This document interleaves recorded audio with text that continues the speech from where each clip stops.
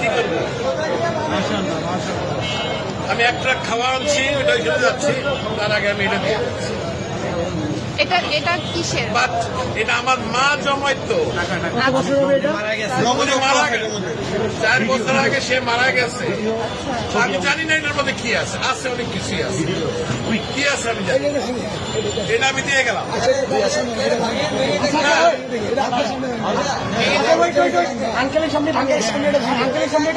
যা আছে আমি এক ট্রাক খাওয়া আনছি, এটা নিয়ে আমি এখন ওইখানে যাচ্ছি। আন্টি মারা গেছে, না, আমার মা মারা গেছে।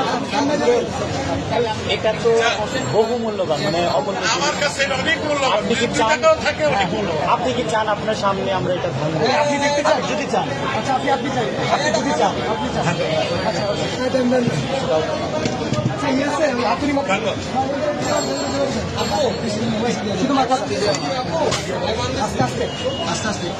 বাচ্চারা দেয় সাইকেলের পয়সা, আমার বয়স কিন্তু 65।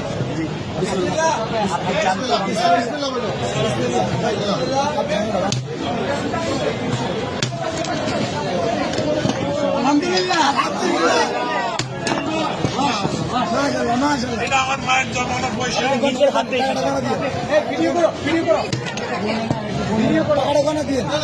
বলতে হবে না, আপনি এখানে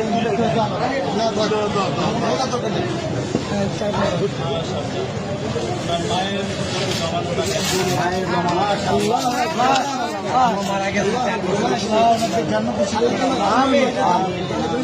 জন্য দোয়া করবেন, এটা আমার বড় ভাই।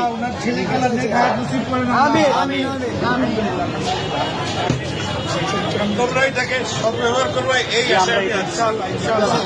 ইনশাআল্লাহ আমাদের জন্য দোয়া করবেন, নিশ্চয়ই আল্লাহ আপনার নিশ্চয়ই।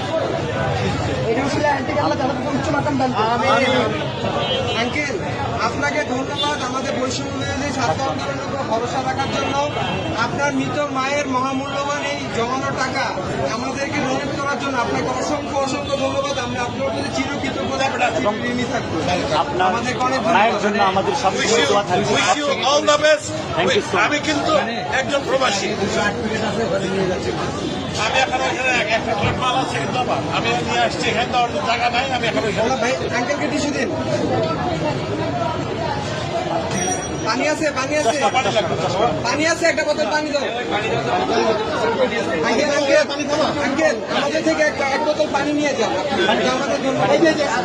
এক বোতল পানি দাও আঙ্কেল, এটা আমাদের পক্ষ থেকে আপনার জন্য গিফট। Thank you. আসসালামু আলাইকুম। আচ্ছা ভাই।